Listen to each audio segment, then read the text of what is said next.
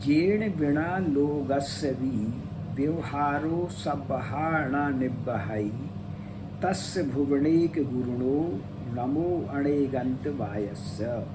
अर्थात जिसके बिना लोक का व्यवहार सर्वथा नहीं चल सकता है, उस भुवन के एकमात्र गुरु अनेकांतवाद को नमस्कार हो। जो हमारा टॉपिक है अनेकांतवाद, उसी को नमस्कार करके हम अपनी बात करते हैं। मैं सबसे पहले इस संस्था से जुड़े हुए जीतू भाई को मैं उनके प्रति कृतज्ञता ज्ञापित करता हूँ और जैन फाउंडेशन के सभी अधिकारी नील साय जी के प्रति कृतज्ञता ज्ञापित करता हूँ कि आप लोगों ने मुझे इसमें अवसर प्रदान किया। मेरा मानना है कि यह बहुत सार्थक प्रयोग है, क्योंकि न धर्मो धार्मिकई बिना, अगर हमारे जो धार्मिक जन हैं वो प्रबुद्ध नहीं होंगे तो हमारे धर्म की वृद्धि नहीं हो सकती है। इस तरह के साप्ताहिक कार्यक्रम में हम जो जन जागरण का कार्यक्रम कर रहे हैं, जहाँ पर हमारे श्रावकों का तो लाभ होगा ही, हमारे जिन धर्म की भी प्रभावना होगी। इन्हीं शब्दों के साथ में आज की जो मैं बात कर रहा हूँ, मैं स्वयं सीखने के लिए ही यहाँ उपस्थित हुआ हूँ। और अनेकांत ऐसा विषय है हमारे जैन दर्शन का जिसको हम सार रूप में कहते हैं। वैसे तो जब एक शब्द में हमको जैन धर्म की विशेषता बतलानी होती है तो हम अहिंसा को कहते हैं कि जैन धर्म की पहचान अगर एक शब्द में कहनी है तो वो अहिंसा है। लेकिन उसी अहिंसा को हम जब प्रयोग रूप में करते हैं तो एक बात है, लेकिन जब वाचिक रूप में और मानसिक रूप में अहिंसा का प्रयोग करते हैं तो उसमें स्यादवाद और अनेकांत समाहित हो जाता है। तो इस तरह से वाणी में भी अगर हमको अहिंसा का पालन करना है तो हमको अनेकांत और स्यादवाद को समझना पड़ेगा। आज के इस विषय को मैं 3-4 बिंदुओं के आधार पर उपस्थित करना चाहूँगा, जिससे कि समझने में थोड़ी सुविधा होगी। तो पहला बिंदु तो होगा कि अनेकांत की क्या प्रस्तावना है, उसका कैसे विवेचन हो सकता है। फिर दूसरा जो प्रमुख इसका पक्ष है कि दो सत्यों के आधार पर या द्रव्यार्थिक न्याय या पर्यार्थिक न्याय के आधार पर हम बात करते हैं, तो ये थोड़ा सा दूसरा एक हमारा चैप्टर होगा। तीसरा हमने जो मुख्य रूप से यहाँ पर उपस्थित करने का प्रयास किया है कि अन्य संप्रदायों में भी अनेकांत का किस तरह से प्रभाव रहा है, तो यह भी हमारा एक मुख्य बिंदु रहेगा। और चौथा बिंदु रहेगा कि अनेकांत की वर्तमान में जो उपयोगिता और महत्व है। तो इस तरह से मैंने सोचा है कि इस 4 बिंदुओं को मैं बांट करके मैं अपनी बात कहूँगा। और मुझे बड़ी खुशी है, जैसा कि अभी हमने प्रस्तावना में संगीत के माध्यम से देखा है कि हमारे जैन धर्म के जो प्रमुख सिद्धांत हैं, परस्परो अग्रहो जीवानाम, अहिंसा परमो धर्म जीवो और जीनो धर्म, इसी भावना को सार्थक करके हम लोग आगे बढ़ रहे हैं। तो जैसा कि मैं इसमें एक भूमिका के रूप में बैरिस्टर चंपत राय की एक युक्ति की बात करूंगा। उन्होंने एक पुस्तक लिखी है असहमत संगम।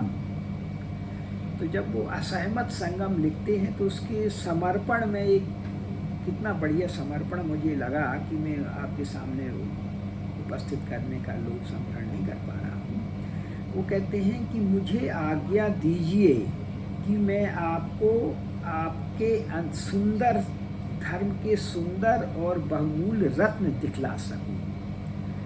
जब वो असहमत संगम में अपनी बात अनेकांत की करना चाहते हैं तो वो कहते हैं कि आपके सुंदर और अमूल्य जो रत्न हैं वो छिपे हैं और वो आप नहीं जान रहे हैं, तो उसको दिखलाने की मुझे आज्ञा दीजिए।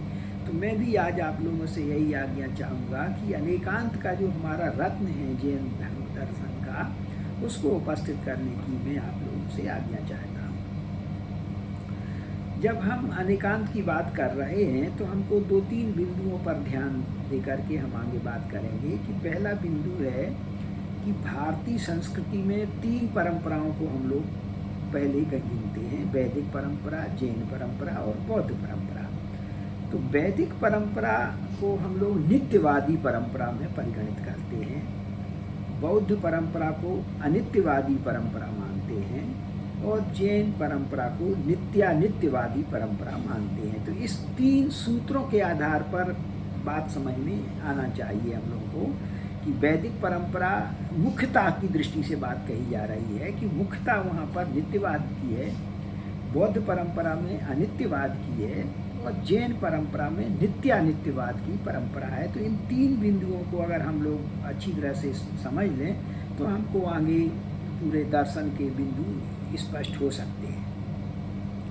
अब देखिए कि प्रतिपक्षी जो हैं वो जैन परंपरा पर यह आरोप करते हैं कि एक ही धर्म में 2 विरोधी धर्म कैसे रह सकते हैं, क्योंकि हमारा जो अनेकांत है वो अनेक धर्मों, एक वस्तु में अनंत धर्म मानते हैं हम लोग। तो यहाँ पर प्रतिपक्षी एक प्रश्न उपस्थित करते हैं कि जैन परंपरा एक प्रकार से आरोपित करते हैं, जो जब शास्त्रार्थ होता है जैन परंपरा का दूसरी परंपराओं से, कि एक ही धर्म में विरोधी धर्म कैसे रह सकते हैं।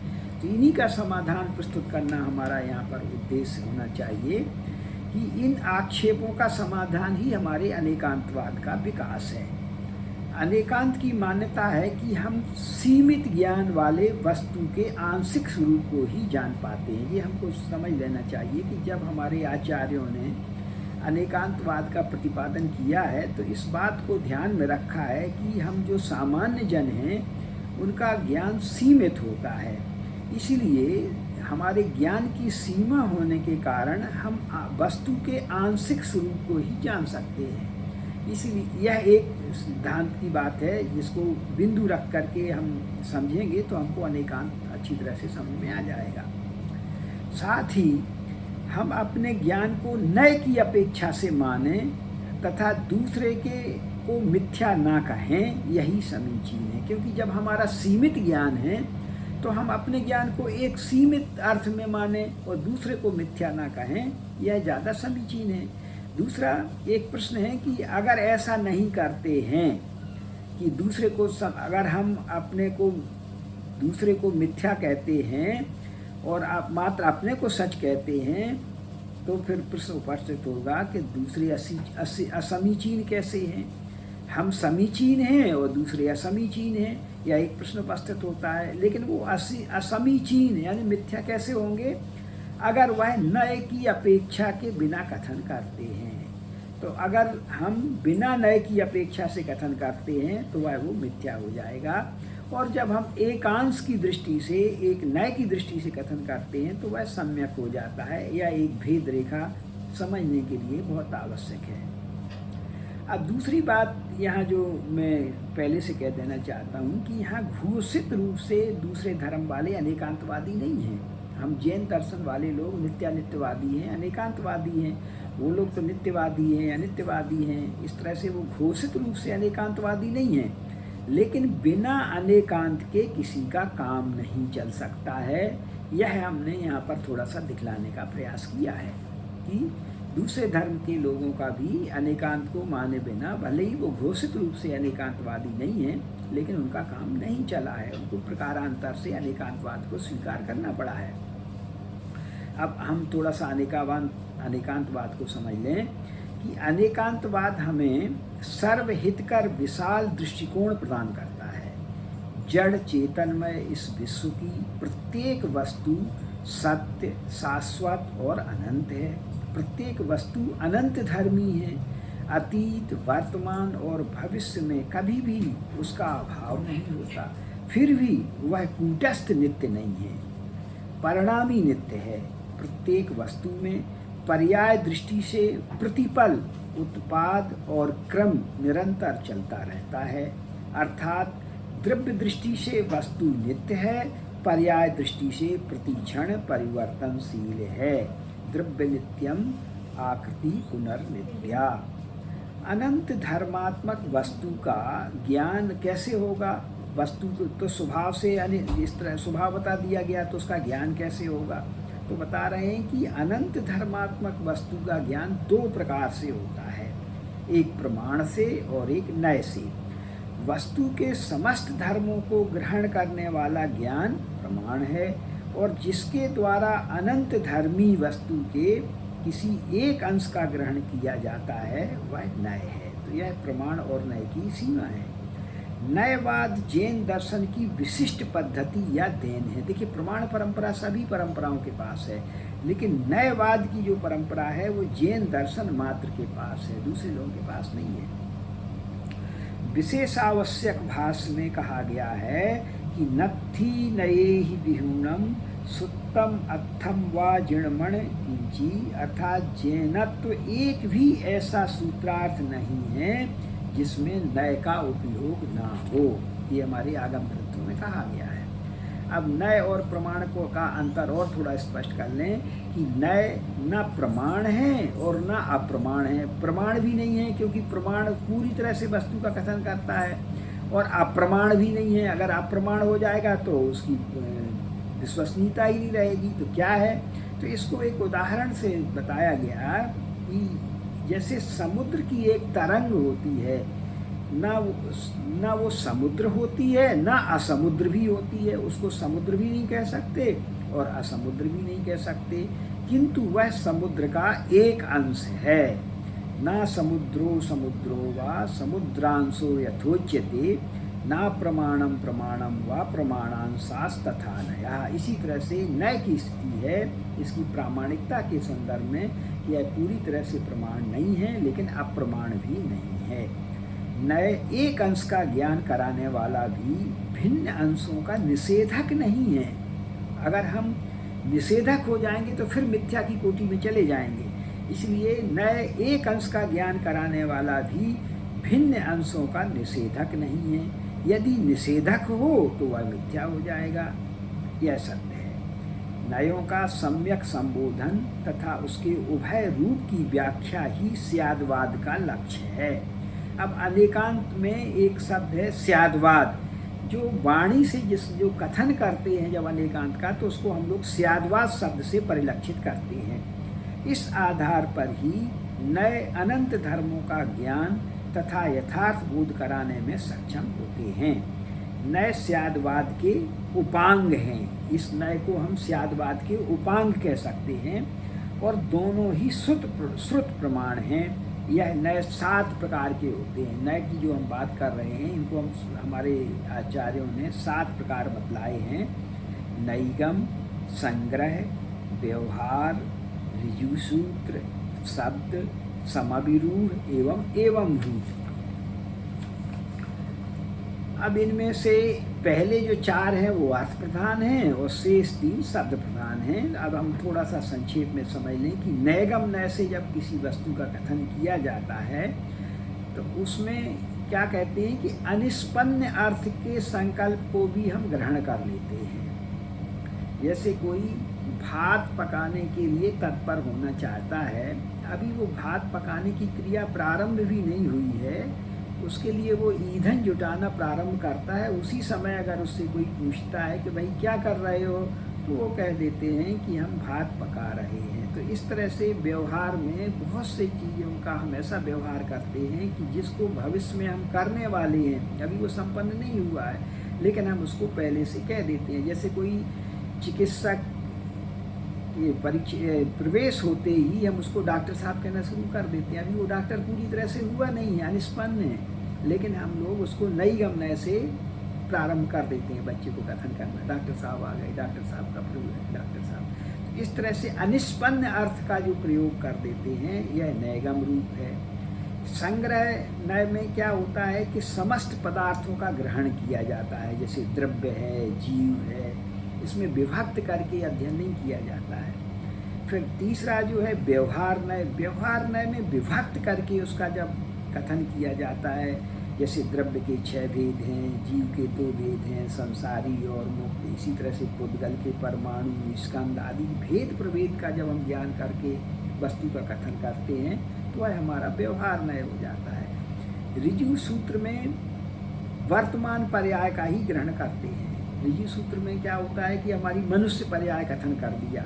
अब इसमें एक इस तरह से स्थिरता है जिसमें ऐसी पर्याय का हम ग्रहण करते हैं।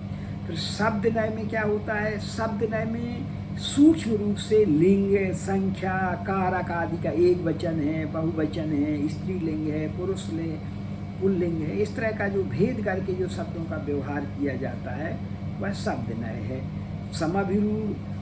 समाभिरूढ़ में जो हमारे में प्रचलित हो जाता है, जैसे इंद्र के लिए कई शब्द का प्रयोग किया जाता है, लेकिन वो सब इंद्र के लिए प्रयुक्त हैं तो हम उसका इंद्र ग्रहण कर लेते हैं। जो आरूढ़ हो जाता है अर्थ वह ग्रहण कर लेते हैं। और एवं भूत में क्या है कि उस समय सामने वाला जो क्रिया कर रहा है उस रूप में उसका कथन करना। जैसे अभी हम मान लीजिए वक्ता हैं तो इस समय हम वक्ता हैं इसलिए हम वक्ता हैं, लेकिन जो सामने बैठे हैं वो इस समय श्रोता हैं तो इस समय, लेकिन इस समय ही वो श्रोता हैं, इस समय ही हम वक्ता हैं। हमारा स्वरूप अलग भी है, सामने वाले का स्वरूप भी अलग है। लेकिन एवं भूत नय में जब हम कथन करेंगे तो हम कहेंगे वक्ता श्रोता, इस तरह का जब व्यवहार किया जाता है उनको तुरंत की उपाधि के आधार पर, जैसे कोई पूजा करते समय ही हम उसको पुजारी कहें तो वो इस तरह से एवं भूत है। तो इस तरह से हमने देखा कि हम जो स्यादवाद की, अब इस ज्ञान को हम लोग कैसे कहते हैं कि नय की अपेक्षा से कथन करते हैं। इस तरह से समझने के लिए हमारे आचार्यों ने ये 7 प्रकार के नयों का वर्णन किया है। इसी तरह से हमारे तत्वार सूत्र में बताया है कि प्रमाण और नय के अनुसार प्रचलित हुए लोक व्यवहार को निक्षेप भी कहते हैं। निक्षेप के आधार पर भी हम ज्ञान करते हैं और कथन करते हैं, जैसे नाम, स्थापना, द्रव्य और भाव हैं। तो नाम का मतलब है कि गुण, जाति, द्रव्य और क्रिया की अपेक्षा के बिना भी हम उसका नाम कर लेते हैं। कोई ज़रूरी नहीं है कि कोई कितना सुंदर है कि कितना नहीं है, लेकिन हम उसके नाम के आधार पर उसका गुणों का आकलन नहीं करते हैं। तो इस तरह से नाम को भी हम परिगणित करते हैं कि उसमें बिना गुण, द्रव्य, जाति, क्रिया के नाम की कल्पना करते हैं और व्यवहार करते हैं। इसी तरह हम स्थापना की बात करते हैं, जैसे धातु काष्ठ की मूर्ति में हमने जिनेंद्र देव की स्थापना कर लेते हैं। या तदाकार भी होती है, अतदाकार भी होती है। तदाकार से मतलब है कि हमारे जो ग्रंथों में वर्णन किया गया है कि इतना ये रंग होगा, ये मूर्ति का स्वरूप होगा, वो तदाकार है। और कभी कभी अतदाकार में भी स्थापना कर लेते हैं। तो इसी तरह से द्रव्य क्या है कि जैसे द्रव्य में भूत और भविष्य की मुख्यता को लेकर वर्तमान में कहना है। जैसे इसी तरह से क्या होता है कि कभी कभी मान लीजिए कोई हम पत्थर को भी कहते हैं भगवान के लिए, मूर्ति बनाने के लिए जो लकड़ी है उसके लिए भी कह देते हैं कि अमुक भगवान के लिए ये पत्थर लिए जा रहे हैं, तो उसको भगवान का ही नाम प्रयोग कर देते हैं। इसी तरह से भाव में क्या करते हैं कि वर्तमान पर्यायुक्त वस्तु को भाव निक्षेप कहते हैं। जैसे इंद्र को इंद्र रूप में ही कहना। तो इस तरह से एक द्रव्य अनेक गुण स्वरूप और अनेक गुण एक द्रव्य कैसे हैं, इस तरह के हमारे ग्रंथों में विस्तार से वर्णन किया जाता है। अब जो अभी हमने बात की है कि इसको हम जब कथन करते हैं तो स्यादवाद कहलाता है और कथनचित की दृष्टि से हमारी वाणी का प्रयोग होता है। और नय का अर्थ ही यही होता है कि हम कथनचित रूप से जितना भी व्यवहार करते हैं वो कथनचित व्यवहार करते हैं कि इस दृष्टि से, अपेक्षा की दृष्टि से। तो इस अपेक्षा की दृष्टि से जो स्यादवाद का कथन किया जाता है उसको 7 भंगों में हम बांटते हैं। तो वह 7 भंग क्या होते हैं कि उसको पहला अंग है स्याद अस्ति, दूसरा है स्याद नास्ति, तीसरा है अस्ति नास्ति च, और चौथा है अवक्तव्य, और स्याद अस्ति अवक्तव्य, फिर नास्ति अवक्तव्य और अस्ति नास्ति च अवक्तव्य। तो इस तरह से प्रथम जो इसको हम लोग भंग कहते हैं, एक एक अंग जो को कहते हैं उसको भंग का प्रयोग करते हैं कि 7 प्रकार से वस्तु के स्वरूप का कथन किया जाता है। तो पहले में जब स्याद अस्ति शब्द करते हैं, ये स्याद शब्द का रहना बहुत जरूरी है, क्योंकि अगर हम स्याद शब्द का प्रयोग नहीं करेंगे तो वो एकांत हो जाएगा, और जब हम स्याद शब्द का प्रयोग कर देते हैं तो वह अनेकांत हो जाता है। तो प्रथम भंग में स्याद अस्ति में क्या है कि स्वद्रव्य क्षेत्र काल भाव से वस्तु के अस्तित्व की बात कही जाती है, जब अस्ति के बात की जाती है। और जब नास्ति की बात कही जाती है तो वहाँ पर परद्रव्य क्षेत्र काल भाव से उसका कथन किया जाता है। जैसे घड़ा है तो कथनचित घड़ा है, और जब परद्रव्य भाव से कहेंगे तो कथनचित घड़ा नहीं है। तो इसी तरह से 7 जो इसके प्रयोग हैं उसको एक घड़ा के उदाहरण से अगर हम समझना चाहें तो कहेंगे, पहले अंश में कहेंगे कथनचित घड़ा है, दूसरे में कहेंगे कथनचित घड़ा नहीं है, और फिर हमारे सामने जीवन में इसका उपयोग होता है। पग पग पर में हमको इस तरह के कथन करने पड़ते हैं। ये तो एक उदाहरण दिया है घड़े का। कथनचित घड़ा है भी और नहीं भी है। कथनचित घड़ा अवर्णीय है, अवक्तव्य है। कथनचित घड़ा है भी और अवक्तव्य भी है। कथनचित घड़ा नहीं है और अवक्तव्य भी है, और कथनचित है भी और नहीं भी है और अवर्णीय है। ऐसी स्थिति आए दिन हम लोगों के बीच में होती है कि उसको हम वाणी के माध्यम से उसका पूरी तरह से वर्णन नहीं कर पाते हैं। तो इस तरह से हमारा या ये सामान्य रूप से हमने प्रतिपादन किया कि नए स्यादवाद और ये सत्यभंगी है। अब इसको जब हम व्यवहार में लाते हैं तो हमारे आचार्यों ने कहा है कि मुख्योपचार विवरण निरस्त दुस्तर विनेय दुर्बोधा व्यवहार निश्चयज्ञा प्रवर्त्यन्ते जगति तीर्थम। अर्थात निश्चय और व्यवहार के ज्ञाता गुरु मुख्य विवरण द्रव्याश्रित तथा उपचार विवरण पर्यायाश्रित द्वारा शिष्यों के दुर्निवार अज्ञान को मिटाकर जगत में धर्म तीर्थ का प्रवर्तन करते हैं।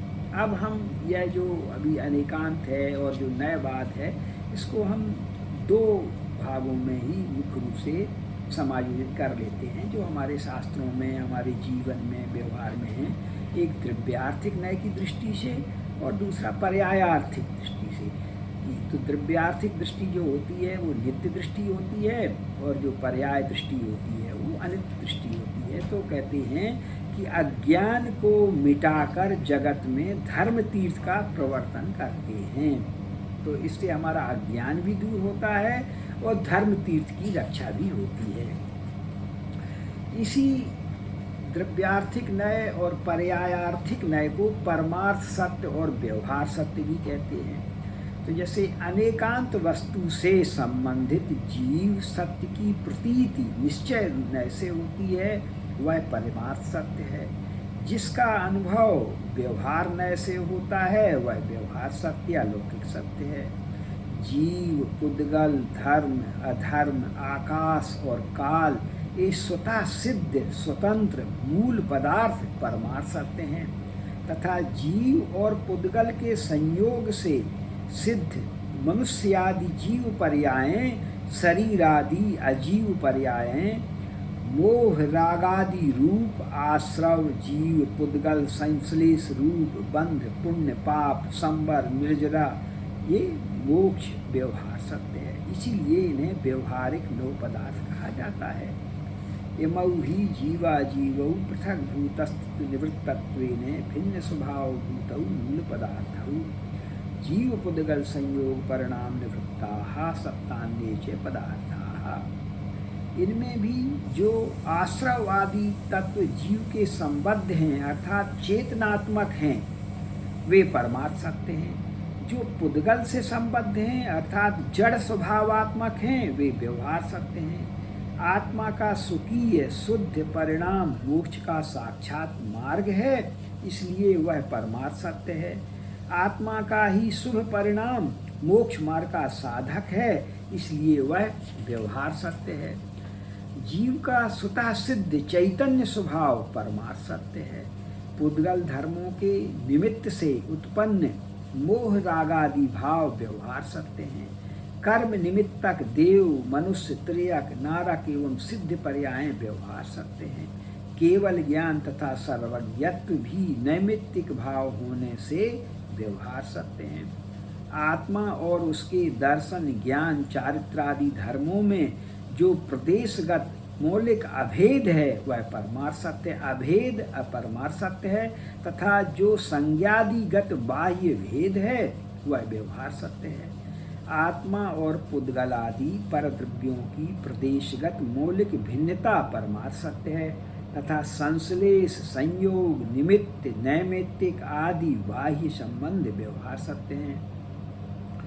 अपने दर्शन ज्ञानादि गुणों में व्याप्त आतन्य का चैतन्य भाव एक मूल स्वभाव परमार्थ सत्य है तथा चैतन्य रूप मूल स्वभाव में निमग्न दर्शन ज्ञान चारित्रादि विशिष्ट स्वभाव व्यवहार सत्य है। शरीर धन संपत्ति परिवारजनों के साथ आत्मा का प्रदेशात्मक एकत्व न होने से स्वस्वामी संबंध का अभाव परमार्थ सत्य है, किंतु संयोग संबंध होने से स्वस्वामी संबंध का सद्भाव व्यवहार सत्य है। इसके बिना श्रावक धर्म और मुनि धर्म का अस्तित्व सिद्ध नहीं हो सकता है।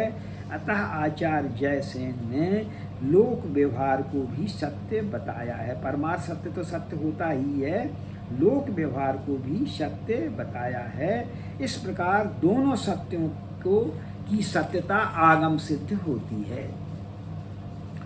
व्यवहार ने बाहरी फोटो के समान बाह्य रूप को प्रकट करता है। निश्चय ने एक्सरे के फोटो के समान अंतरंग रूप का चित्रण करता है। आचार्य कुंद जी ने समय सार में कहा है कि जैसे अनार्य भाषा के बिना म्लेच्छ को समझाना अशक्य है, उसी प्रकार बिना व्यवहार के निश्चय का उपदेश अशक्य है। बच्चे को सिखाने के लिए डंडा गोला आदि बनाकर अलग अलग बताना होता है। खंडशः वर्णन रूप व्यवहार नय है और प्राथमिक जीवों को उपयोगी है एवं व्यवहार के भेदों के एकत्रीकरण को निश्चय नय का स्वरूप निष्पन्न होता है। वही जो खंड खंड होकर के जब एकत्रीकरण हो जाता है तो निश्चय नय का स्वरूप निष्पन्न होता है। किसी नय की अवहेलना वस्तु तत्व की अवहेलना है। अगर हम किसी एक नय की अवहेलना करते हैं तो वस्तु के स्वरूप के तत्व की अवहेलना करते हैं। नय जानने के लिए है, समय समय पर प्रत्येक नए काम में आते हैं।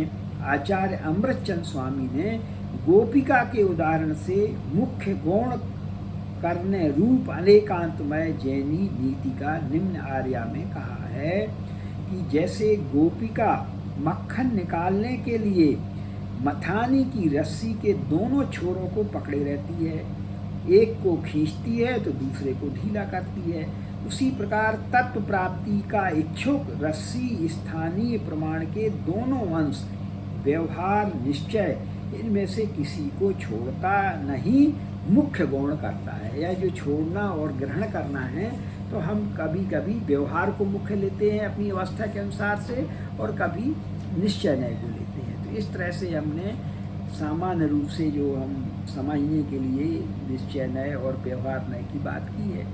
अब हम यह प्रतिपादन करना चाहते हैं कि दूसरी परंपराएं वो भले ही अपने आप को नित्यवादी या अनित्यवादी कहते हैं, लेकिन उनमें भी हम अनेकांत के बीच पाते हैं।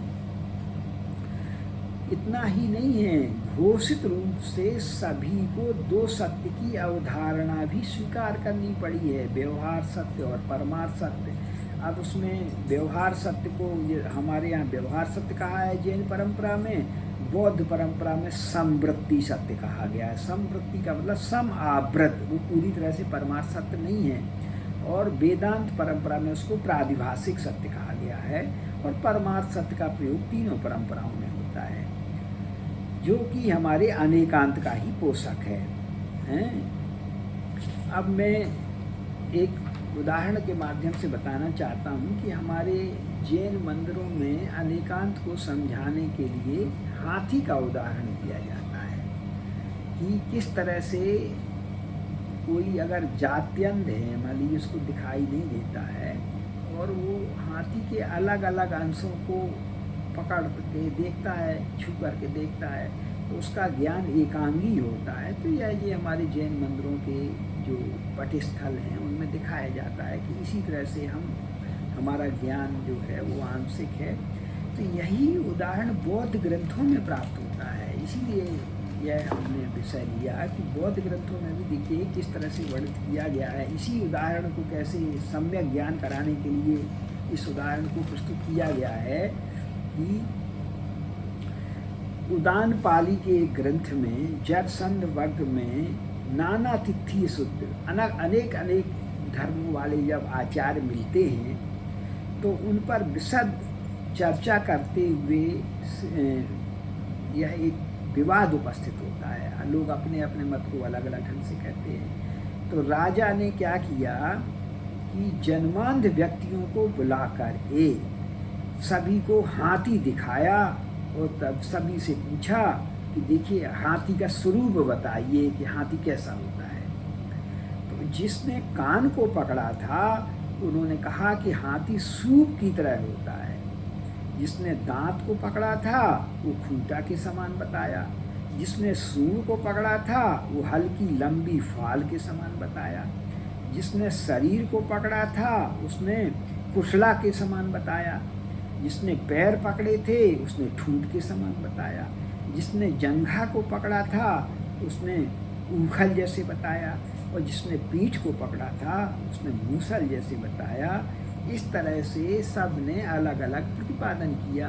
तो यह एक उदाहरण के माध्यम से बताया गया है कि हम लोगों का जो ज्ञान भी है वो भी एक सीमित है, जाति अंधों के समान है कि हमने जो कुछ भी पकड़ रखा है उसी को पूरा मान के बैठ गए हैं। तो इस उदाहरण के माध्यम से बौद्ध परंपरा में भी जो हमारे अनेकांतवाद को समझाने के लिए जैन परंपरा में प्रचलित उदाहरण हैं, यही बात वहाँ पर बौद्ध परंपरा में भी इसी उदाहरण को दिखाया गया है। इसी तरह से देखिए अद्वैत वेदांत में ब्रह्म की अपनी व्याख्या, वहाँ पर भी ब्रह्म सत्यम जगत मिथ्या की बात कही जाती है। और यहाँ पर क्या करते हैं कि वो अनिवर्चनीय ख्याति, जैसे हमारे यहाँ अवक्तव्य कहा गया है, वहाँ पर अनिवर्चनीयता की ख्याति है। भ्रम, वो मानते हैं कि हमको जो संसार जो दिखाई देता है, भ्रम से पदार्थ दिखाई देता है, उसे ना हम सत कह सकते हैं ना असत कह सकते हैं। जब वो हमारे ऊपर आरोप तो करते हैं कि एक वस्तु में विरोधी धर्म कैसे रह सकते हैं, अनेकांत में आक्षेप किया जाता है, लेकिन वो जब स्वयं संसार का वर्णन कर सकते हैं उस समय वो इसको असत भी नहीं कहते हैं, ना सत कह सकते हैं ना असत कह सकते हैं। तो इस तरह से वहाँ पर अनिवर्चनीयता की स्थिति है और सीधे सीधे वहाँ पर एक अनेकांतवाद की स्वीकृति की मानी गई है। ब्रह्म को नित्य मान लेते हैं, जगत को अनित्य मान लेते हैं। तो इस तरह से वेदांत में ब्रह्मात्मा परमात्मा को एकांत नित्य माना गया है। आचार्य शंकराचार्य जी ने जीवात्मा मायक है, वह अनादिकालीन अज्ञान के कारण अनादि तो है, किंतु अज्ञान का नाश होने पर वह ब्रह्म का अनुभव करती है। उस समय वह जीव भाव नष्ट हो जाता है। अतः मायिक जीव ब्रह्म रूप में नित्य है और माया रूप में अनित्य है। तो जिस तरह से हमारे यहाँ द्रव्यार्थिक न्याय और पर्यायार्थिक दृष्टि से अनित्य की बात करते हैं, वो ब्रह्म रूप में नित्य मान लेते हैं और माया रूप में अनित्य मान लेते हैं। इस तरह से विस्तार से हम देखते हैं कि अद्वैत वेदांत में इन दो सत्यों के आधार पर अनेकांतवाद की स्वीकृति मानी गई है। इसका बहुत दार्शनिक दृष्टि से विस्तार किया जा सकता है कि मीमांसक भी परिणामी नित्यवाद मानते हैं। मीमांसा जो हमारे भारतीय दर्शन हैं उसमें 6 दर्शन की बात की जाती है। अभी हमने अद्वैत वेदांत की बात की थी। तो वो मीमांसक भी जैन व मीमांसक के परिणामी नित्यवाद और वेदांतियों के परिणामी नित्यवाद में यह अंतर है कि जैन व मीमांसक के मत में जीव स्वतंत्र है, यानी जैन परंपरा की तरह मीमांसक के मत में जीव स्वतंत्र है और उसका अस्तित्व परिणमन हुआ करता है। किंतु वेदांतियों के परिणामी नित्यवाद में जीव और ब्रह्मा की अपेक्षा से परिणामवाद की घटना है, अर्थात ब्रह्म की विविध परिणाम ही जीव हैं। जीव को सर्वथा नित्य माना जाए अथवा मन अनित्य, सभी दार्शनिकों ने अपनी अपनी पद्धति से संसार और मोक्ष की उत्पत्ति की व्याख्या की है। इससे नित्य मानने वालों के मत में उसकी सर्वथा एक रूपता और अनित्य मानने वालों के मत में सर्वथा भेद स्थिर नहीं रह सकता है। इसलिए हमारे पंडित दलसुख मालीवाणिया जी के अनुसार संसार और मोक्ष की कल्पना के साथ परिणामी नित्यवाद अधिक उपयुक्त प्रतीत होता है। नैयायिक आदि आत्मा को नित्य मानकर, बौद्ध अनित्य मानकर तथा जैन मीमांसक और अधिकतर वेदांती उसे परिणामी नित्य मानकर उसमें कर्म के कर्तृत्व और भोक्तृत्व की सिद्धि करते हैं। वो कहते हैं कि अगर आप दोनों परंपराओं को नहीं मानेंगे, नित्य और अनित्य को, तो ना तो कर्तृत्व की सिद्धि होगी और ना भोक्तृत्व की सिद्धि होगी, क्योंकि बिना पर्याय के, बिना अनित्य के कोई भी व्यवहार ही नहीं बन पाएगा। इसी तरह से सांख्य मत वाले भी तीन प्रकार के, सांख्य मत भी पुरुष को कूटस्थ और अपरिणामी मानते हैं और प्रकृति को परिणामी मानते हैं। जैनों ने आत्मा के परिणामी होने के कारण ज्ञान, मोह, क्रोध आदि आत्मा में ही स्वीकार किया है, किंतु उन्होंने प्रकृति में यह धर्म माना है। तो इस तरह से नित्य और अनित्यता की जो समावेश है उनके यहाँ भी प्राप्त होता है। इस तरह से और भी हम कुछ गाथाएं प्रस्तुत करना चाहते हैं कि जैसे हमारे जैन परंपरा में गाथाएं हैं, ऐसे बौद्ध परंपरा में गाथाएं हैं कि व्यवहारम अनाश्रित्य परमार्थो न दृश्यते और परमार्थम अनागम्य निर्वाणम नाधिगम्यते। अगर आप व्यवहार का आश्रय नहीं लेंगे तो आपको परमार्थ की प्राप्ति नहीं होगी, और परमार्थ को अगर आप ग्रहण नहीं करेंगे तो निर्वाण की प्राप्ति नहीं होगी। इसलिए अगर खाली व्यवहार लिए रहेंगे तो भी काम नहीं चलेगा और खाली परमार्थ से भी काम नहीं चलेगा। व्यवहार के आधार पर परमार्थ की प्राप्ति होगी, परमार्थ के आधार पर निर्वाण की प्राप्ति होगी। संवृत्ति परमार्थश्च सत्यद्वयमिदं मतम बुद्धेर्गोचरस्तत्वं बुद्धि संवृत्ति रुच्यते। और दूसरा एक और गाथा मिलती है कि द्वे सत्ये समुपाश्रित्य बुद्धानां धर्म देशना लोक संवृत्ति सत्यम च परमार्थता। तो ये एक प्रकार से बिल्कुल हूबहू जैन परंपरा का एक वहाँ पर प्रयोग देखने को मिलता है कि जिस तरह से हम लोगों के यहाँ दो सत्यों की बात कही जाती है, द्रव्यार्थिक न्याय, पर्यायार्थिक न्याय, व्यवहार सत्य निश्चय न्याय, वहाँ पर भी इसी रूप में हमको प्राप्त होता है। अब एक प्रश्न यह उपस्थित होता है कि जब वो लोग अनेकांतवाद को स्वीकार करते हैं, स्वीकार नहीं करते हैं लेकिन उसको ग्रहण करते हैं, परिलक्षित होता है, तो फिर इसमें क्यों विरोध है? तो इसमें कहते हैं कि इसमें बाधाओं का कारण क्या है कि अनेकांत सिद्धांत से उनकी अनभिज्ञता है। इसमें कोई भी कारण हो सकता है, वो हमारे अनेकांतवाद को सही तरह से समझ नहीं पाए हैं, अनभिज्ञता है, उसको सही तरह से समझ नहीं पाए हैं। इसको हम लोग अज्ञान कहते हैं कि अगर अनेकांत का जो भावना है उसको वास्तव रूप में समझ लिया जाए तो इस तरह का जो मतभेद है वो खत्म हो सकता है। इसके लिए कहते हैं, एक तो अनेकांत को नहीं समझ पाए हैं और नए को तो जानते ही नहीं है। एक तो समझना और अनेकांत को जानते हैं लेकिन उसको, उसके मर्म को नहीं समझ पाए हैं, और नए तो उनकी परंपराओं में है ही नहीं कि कथनचित ऐसा भी होता है, कथनचित ऐसा भी होता है। तो यह भी दूसरी परंपराओं में नहीं है, ये हमारे जैन दर्शन की विशेषता है। इस कारण से, और तीसरी जो बात है जिसके कारण से यह भेद बना हुआ है कि सापेक्षता से भी उनकी अनभिज्ञता है। यद्यपि कहीं ना कहीं उनको सापेक्ष भी बनना पड़ता है लेकिन वो स्वीकार नहीं करते हैं, और अंत में जब उनके सामने समस्या आई कि बंध और मोक्ष की सिद्धि कैसे होगी, तब अंत में निश्चय न्याय और व्यवहार न्याय की उनको भी स्वीकृति लेनी पड़ती है।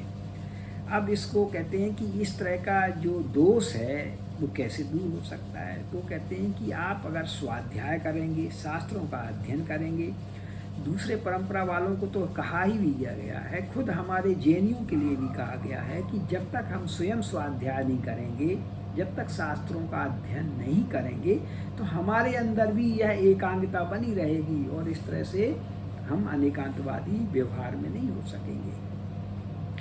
आचार्य विनोबा भावे जी को भी कहना पड़ा है कि विश्व में अहिंसा का जो प्रयोग है, व्यवहार में प्रयोग है, जिस तरह से जैन लोगों ने किया है, दूसरे किसी धर्म के लोगों ने नहीं किया है। लेकिन जब हम स्यादवाद या अनेकांत की बात करते हैं तो अभी हमको इसमें बहुत कुछ करना बाकी है, ऐसा हम मानते हैं। इसलिए हमारे यहाँ आचार्यों को कहना पड़ गया है कि यदि तुम चाहते हो कि जिन मत चलता रहे तो निश्चय और व्यवहार इन दोनों में से किसी को मत छोड़ो, क्योंकि एक के बिना तीर्थ नष्ट हो जाएगा और दूसरे के बिना तत्व नष्ट हो जाएगा। अब देखिए, अगर आप व्यवहार नए को छोड़ देंगे तो हमारे तीर्थ नष्ट हो जाएंगे, और अगर निश्चय नए को छोड़ देंगे तो हमारा तत्व का ज्ञान, तत्व की सिद्धि नहीं होगी। तो ये दोनों के बिना काम नहीं चलेगा। यही बात बौद्ध आदि ग्रंथों में भी कही गई है कि एक के दोनों को जब तक आप ग्रहण नहीं करेंगे, जब तक आपकी परमार्थ की सिद्धि नहीं हो सकती है। इसी को हम आचार्यों के मतों के माध्यम से उपस्थित करना चाहते हैं। आप हमको समय का संकेत बता दीजिएगा कि किस तरह से हमारे आचार्यों ने अनेकांत के महत्व को प्रतिपादित किया है। 5-7 मिनट में अभी आपका और लूँगा, ठीक है ना? कोई दिक्कत तो नहीं? जी ठीक है, हाँ जी। तो हमारे आचार्यों ने किस तरह से इस अनेकांत को, जो जैसा कि मैंने मंगलाचरण में कहा था कि जिसके बिना लोक का व्यवहार भी सर्वथा नहीं चल सकता है, उस भुवन के एकमात्र गुरु अनेकांतवाद को नमस्कार हो। तो ऐसी बात को आगे आचार्यों ने देखिए किस तरह से प्रतिपादित किया है कि तत्वार्थ वार्तिक में आचार्य अकलंक देव का कहना है कि यदि द्रव्यार्थिक नय का एकांतता आग्रह किया जाता है तो अतत को तत् कहने से वह उन्मत्त वाक्यवत अग्राह्य है, तथा यदि मात्र पर्यायार्थिक नय को एकांततः आश्रय लिया जाता है तो तत् को अतत कहने से वह भी उन्मत्त वाक्यवत अनादरणीय होगा। अतः स्याद्वाद की अपेक्षा से वस्तु के यथार्थ स्वरूप का निर्णय कराने वाला सद्वाद ही विद्वान के वाक्य के समान आदरणीय होता है। वस्तु की सर्वथा अवक्तव्य कहना भी असद्वाद है। सर्वथा कहने से अवर्णवाद हो जाएगा और कथनचित कह देने से वर्णवाद हो जाएगा। यहाँ पर यह सर्वथा और कथनचित, इन दो बात, जब हम किसी वस्तु में सर्वथा शब्द का प्रयोग कर देंगे तो वह मिथ्या हो जाएगा, और जैसे ही हम उसमें कथनचित शब्द का प्रयोग करते हैं तो वह हमारे लिए सम्यक हो जाएगा। आचार्य यशो विजय जी ने भी यही बात कही है कि वस्तु धर्म अनेकांतात्मक है, जो प्रमाण और नय से सिद्ध है। जो उसको नहीं जानकर दूषण देते हैं वह उनकी अपनी बुद्धि की विडंबना है कि वस्तु धर्मो अनेकांता प्रमाण नय स्निग्धता आज्ञात्वा ईषणम तस्य निज बुद्धिर विडंबनम। आपकी बुद्धि की विडंबना है तो हम उसमें क्या कर सकते हैं। इस तरह से ग्रंथों में बहुत महत्व की सूक्तियाँ हैं। मैं चाहता हूँ कि थोड़ी लोगों की चर्चा भी कर ली जाए, और साथ में हम इसको आधुनिक दृष्टि से भी हम इसको थोड़ा सा प्रतिपादन करना चाहते हैं कि जैसे दर्शन के क्षेत्र में तो हमने अनेकांतवाद की स्वीकृति कर ली, अभी जो हम विचार का क्षेत्र की बात कर रहे थे, लेकिन विज्ञान के क्षेत्र में, अंतर्राष्ट्रीय क्षेत्र में, राजनीति जगत में, समाज में, प्रत्येक जगह समन्वय की दृष्टि अत्यधिक उपयोगी है। उसी से सारे व्यवहार चल सकते हैं, अन्यथा कदम कदम पर अनेक समस्याएं खड़ी हो जाती हैं और हमारा कदम एक कदम भी आगे नहीं बढ़ सकता है। इसे हम समन्वय कहें, चाहे सह अस्तित्व कहें, सहिष्णुता कहें, ये एक ही वस्तु के विभिन्न नाम हैं। सह अस्तित्व के लिए, समन्वय एवं सह अस्तित्व के लिए हमको अपनी विचारधारा, अपनी मान्यता आदि में इतनी उदारता अवश्य होनी चाहिए कि हम दूसरे की बात को सुनकर उसमें यथार्थ का अनुभव कर सकें। कभी कभी हमें इतनी उदारता भी नहीं होती है कि हम दूसरे की बात ही नहीं सुन सकते हैं। तो उदारता भी होनी चाहिए और सहिष्णुता भी होनी चाहिए। तो यह जो हमको द्रव्यार्थिक नय, पर्यार्थिक नय और अनेकांत है, यह हमको समन्वय के सूत्र की ओर ध्यान दिलाता है। समन्वयवादी बाह्य और अंतरंग, स्थूल और सूक्ष्म, मूर्त और अमूर्त दोनों के समन्वय सूत्रों को खोजकर वस्तु की समग्रता का बोध कराता है। यही समग्रता का दृष्टिकोण आज जगत के व्यवहार में अनिवार्य बन गया है। एक देश दूसरे देश से, एक वाद दूसरे वाद से, एक नीति दूसरी नीति से, एक मनुष्य दूसरे मनुष्य से एकदम भिन्न नहीं है। यही भिन्नता की वृत्ति संघर्ष का मूल है। जब हम भिन्न मानने लगते हैं तो संघर्ष खड़ा हो जाता है, और किसी दृष्टि से अभिन्न भी है। विश्व में कोई दो पदार्थ, दो वाद, दो व्यक्ति, दो समुदाय एकांतिक रूप से एकदम भिन्न नहीं हो सकते। उनकी भिन्नता में भी कोई आधारभूत अभिन्नता अवश्य दिखाई देती है। इसी सनातन सत्य का प्रयोगात्मक रूप अंतर्राष्ट्रीय क्षितिज पर संयुक्त राष्ट्र संघ के रूप में आया। हिरोशिमा और नागासाकी पर अणुबम के विस्फोट के बाद द्वितीय विश्व युद्ध समाप्त हुआ। तृतीय विश्व युद्ध की प्रलयंकारी विभीषिकाओं को सोचते हुए विश्व के समस्त राष्ट्रों ने मिलकर संयुक्त राष्ट्र संघ की स्थापना की। अंतर्राष्ट्रीय क्षेत्र में यह महत्वपूर्ण अवसर था जब पूंजीवादी और साम्यवादी जैसी विरोधी विचारधाराओं के राष्ट्रों ने एक साथ बैठने का तथा विश्व साहचर्य के विकास का एक समान धरातल चुना। उन मतभेदों में भी क्रियात्मक साम्य का यह अद्वितीय संगठन है, और यह हमारे अनेकांत और स्यादवाद से ही संभव है। अगर उनमें भी अनेकांत दृष्टि नहीं होती तो यह आज संभव नहीं था। विश्व में जो वसुधैव कुटुंबकम की भावना चरितार्थ हो रही है वह इन्हीं सब सिद्धांतों के कारण है। इसलिए हमारे जैनाचार्यों ने तो यहाँ तक कह दिया है कि पक्षपातो न मे वीरो न वैर कपिलादिषु युक्ति युत वचनम यस्य तस्य में परिग्रह, कि हमको कोई भगवान महावीर स्वामी से पक्षपात नहीं है या कपिल आदि से कोई वैर नहीं है, लेकिन युक्ति युक्त वचन का ग्रहण हो, यही हमारा उद्देश्य है। तो अनेकांत वस्तु के सभी पहलुओं को समझने की प्रेरणा देता है। आपको जैसे कहते हैं कूप मंडूक मत बनिए, तो कूप मंडूक से जब बाहर निकलेंगे तब हमको विश्व दिखाई देगा। तो इस तरह से मैं समझता हूँ कि यह इसकी हमारी व्यवहारिक उपयोगिता है। और एक शब्द में अगर हमको अनेकांत का प्रयोग अपने जीवन में लाना है तो हमारे गुरुओं ने कहा है कि एक शब्द को ग्रहण कर लीजिए, ही और भी का अंतर। जब हम कहते हैं कि ऐसा ही है तो हम एकांतवादी हो जाते हैं, और जब हम कहते हैं ऐसा भी हो सकता है, ऐसा भी है, तो वह हमारा अनेकांत हो जाता है। लेकिन इसमें यह ध्यान रखना चाहिए कि कुछ लोगों ने इसको संशयवादी कहा है, तो यह संशय नहीं है, यह कथनचित है। संशय और कथनचित में अंतर होता है। तो इस तरह का ध्यान रखना चाहिए कि यह एकांतवाद से हम बचें, अनेकांतवादी बने, लेकिन संशयवादी ना बने। तो यह जो हमारा कथनचित है, स्यात् शब्द है, वह संशयवाद से मुक्त कराता है और हमको वस्तु के अनंत धर्मात्मक स्वरूप का ज्ञान कराता है।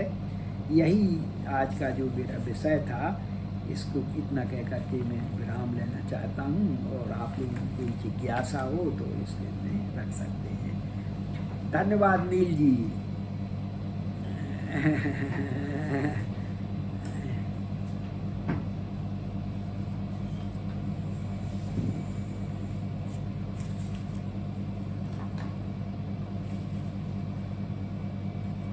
जी जी जी जी।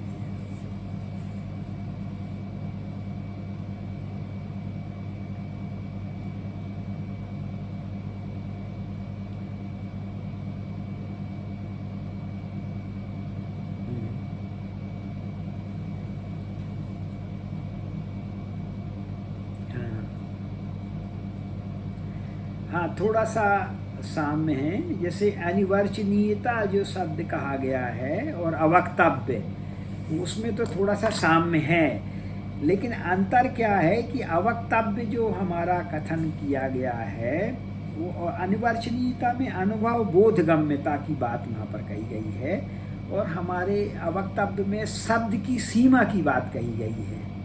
जब जैन परंपरा में अवक्तव्य का कथन करते हैं तो हम मान के चलते हैं कि शब्द हमारी एक सीमा होती है। जैसे कभी कभी हम गुड़ और चीनी का प्रयोग करते हैं, लेकिन उसका भेद बताना बहुत आसान नहीं होता है, उसके स्वाद का अंतर बताना कठिन होता है। तो वह अवक्तव्य हमारा ये है, शब्द की दृष्टि से वहाँ पर हमने अवक्तव्य कहा। जो वेदांत परंपरा में अनिवार्चनीयता कही गई वह अनुभव की दृष्टि से कही गई कि यह शब्द से नहीं ज्ञान होगा, अनुभव से ज्ञान होगा, साधना से ज्ञान होगा। और बौद्ध परंपरा में जो अव्याकृत कहा गया है वहाँ पर उसका उद्देश्य है कि सार्थकता और निरर्थकता की दृष्टि से कहा गया है कि जो सार्थक कथन है वो व्याकृत कथन है, और जो निरर्थक हैं जिसको कहने से, पढ़ने से, सुनने से समय बर्बाद होता है वो अव्याकृत हैं। तो इस तरह से तीनों में अंतर है। जी जी जी जी जी।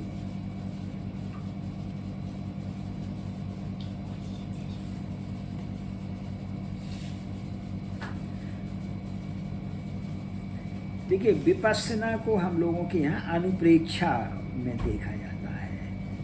अनुप्रेक्षाएं जो हैं जैन परंपराओं में, उसमें हम अपनी अनुप्रेक्षा है जो हमारा स्वाध्याय है, ये सब में हम लोग विपश्यना करते हैं। जो हमारे मुनि हैं और हमारे श्रावक हैं जो प्रतिक्रमण करते हैं, वो प्रतिक्रमण में भी विपश्यना ही तो है। विपश्यना में क्या सिखाया जाता है कि हम अपने शरीर के एक एक अंग को जानें।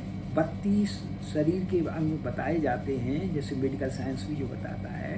तो हम अपनी दृष्टि को कभी बालों पर ग्रहण करेंगे, कभी आँख पर ग्रहण करेंगे, हम शरीर के एक एक अंग को जानते हैं। तो इसी तरह से जैन परंपरा में अनुप्रेक्षाएं हैं, और आचार्य तुलसी के संग में तो इसको प्रयोग भी किया जा रहा है। करीब 50, 25, 30, 35 साल से तो मैं देख रहा हूँ अनुप्रेक्षा ध्यान का प्रयोग दिल्ली में भी हो रहा है, लाडनू में भी हो रहा है, मुंबई में भी उनके ध्यान स्थल हैं।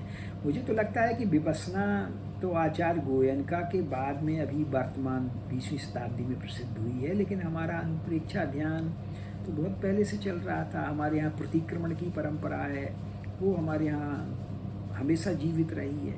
तो इस तरह से कोई दिक्कत नहीं है हमारी जैन परंपराओं में। और देखिए, जब हम इसको देखिए, अष्टांग योग की जो आज बात की जा रही है, पतंजलि योग की जो बात की जा रही है, तो उसमें जो यम नियम है हमारे पंचाणु व्रत ही तो हैं, और है क्या उसमें। तो इस तरह से जितने भी आसन हैं, मैंने तो एक सर्टिफिकेट कोर्स किया था डिप्लोमा इसका योगा का, तो वो कभी कभी लोग इसको स्वीकार नहीं करते हैं, लेकिन वो कहते हैं कि जैन तीर्थंकरों की जो आसन है वो सभी आसन तो आज हम प्रयोग में ला रहे हैं, लोग नाम नहीं ले रहे हैं उनका। जो हमारी प्रतिमाओं की आसन है वो सब आज उसका प्रयोग कर रहे हैं, लेकिन कोई ये नहीं कह रहा है कि वो जैन प्रतिमाएं इस तरह से स्थापित हैं। उनकी अलग अलग जो मुद्राएं हैं उन्हीं के आधार पर ही, चाहे बुद्ध की हो, चाहे जैन की हो, चाहे ऋषियों की, उन्हीं का ही हम प्रयोग कर रहे हैं। तो जैन परंपरा हमारी भारतीय संस्कृति में पहले से व्यापक है, व्याप्त रही है, लेकिन हमारी संख्या कम हो जाने के कारण से उसका ज़्यादा प्रचार नहीं हो पा रहा है, ये हमको ऐसा लग रहा है।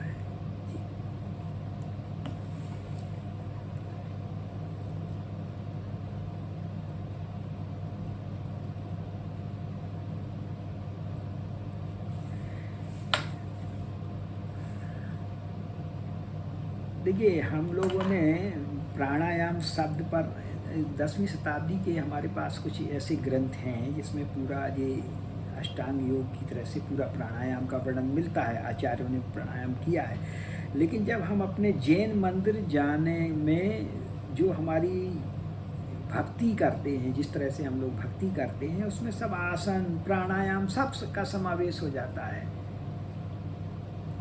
श्वास प्रश्वास, जब हम पूजा का उच्चारण करते हैं, पाठ करते हैं, आवृत्ति करते हैं, चाहे वो भक्तांबर का पाठ करते हैं, तो इस तरह से प्रकारांतर से प्राप्त होता है। और 10वीं शताब्दी के ग्रंथों में हमको प्राप्त होता है, 10वीं शताब्दी के ग्रंथों में इस तरह से प्राप्त होता है।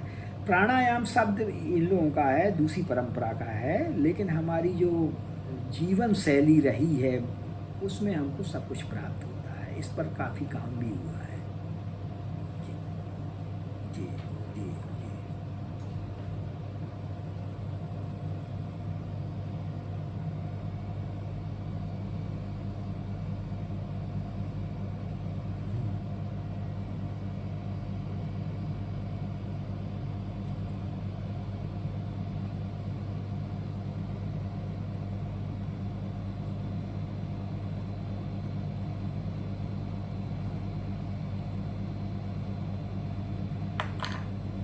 उसमें कोई बाधा नहीं है। जैसे 7 नए बताए गए हैं तो आप सबको जान जाएं तो कोई बाधा नहीं है। प्रश्न तो यहाँ पर वक्तव्य का है कि आप कथन जब करेंगे, आप मान लीजिए व्यवहार नय से निश्चय नय में पहुंच जाते हैं, लेकिन आप निश्चय नय ही सत्य है, व्यवहार नय को अगर आप खंडित करने लग जाएंगे तो आप मिथ्या हो जाएंगे।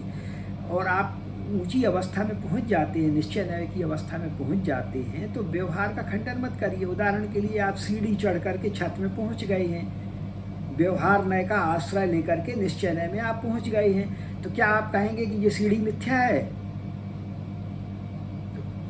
जो निश्चय नय का में पहुंच चुके हैं वो प्रायः यह हमारी कुछ विडंबना है कि वो निश्चय नय में पहुंचने के बाद व्यवहार नय का खंडन करने लग जाते हैं।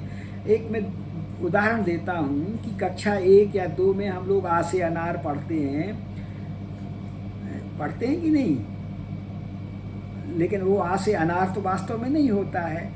लेकिन अब आप मान लीजिए MA हो गए हैं, PhD हो गए हैं, अब आप जाइए प्राइमरी स्कूल में खड़े हो जाइए और टीचर से कहिए कि आप तो मिथ्या पढ़ा रहे हो, तो क्या कहीं सही होगा क्या ये कहना? तो जिस तरह से एक प्राइमरी स्कूल के बच्चे के लिए व्यवहार नय की आवश्यकता होती है, और जब साधना में हम आगे बढ़ जाते हैं तो हमको निश्चय नय किया, इसमें विरोध नहीं है। एक एक नय को जानना, कथनचित रूप से जान करके हम समग्र रूप से साधना की अवस्था में बढ़ते जाएं, कोई बाधा नहीं है। इसीलिए ज्ञान को जब हम लोग केवली ज्ञान के लिए, समग्र ज्ञान को फिर केवली ज्ञान कहते हैं। अब उस अवस्था में कोई पहुँच गया तो कोई बाधा नहीं है। सामान्य जी केवली का ज्ञान समग्र ज्ञान हो जाएगा, और जब अकेवली है हम तो हमारा ज्ञान आंशिक ज्ञान है, ये बात है।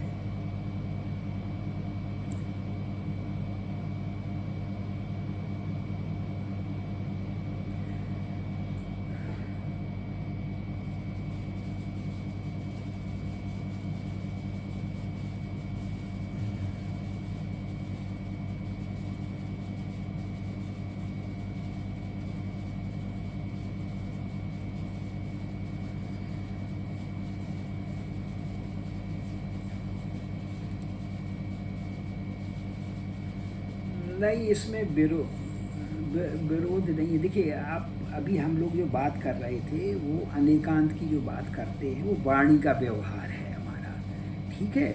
जब आप चारित्र की बात करेंगे तो फिर हमको सम्यक दर्शन, ज्ञान और चारित्र की बात करना पड़ेगी, क्योंकि हमारे यहाँ तो तीनों चीज़ों की प्रधानता है। सम्यक दर्शन की भी प्रधानता है, सम्यक ज्ञान की भी प्रधानता है, और सम्यक चारित्र की प्रधानता है। उसी तरह से गीता में भी है, भक्ति भी है, कर्म की भी प्रधानता है, वहाँ पर भी तीनों का समत्व योग की बात कही गई है। इसमें ज़्यादा विरोध नहीं दिखाई दे रहा है, कोई विरोध नहीं है। जी जी जी।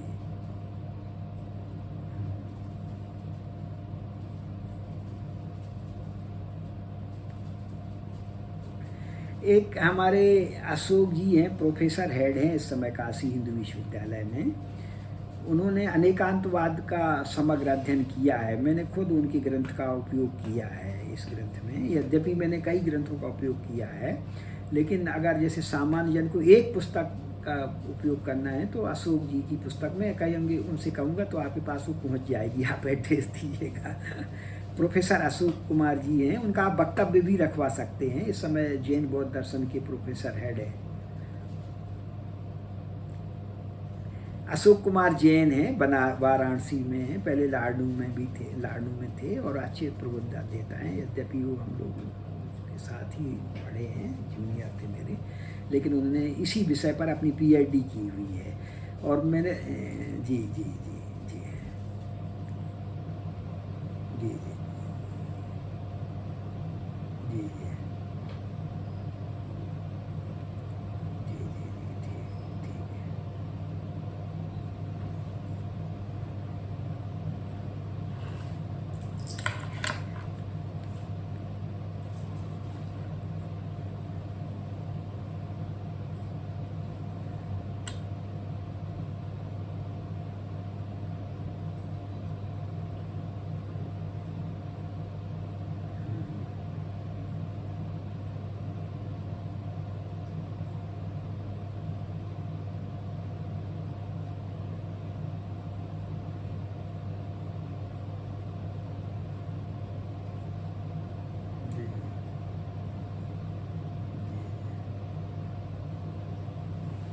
आपको जी आपका भी धन्यवाद कि आप लोगों ने अध्ययन करने का अवसर प्रदान किया।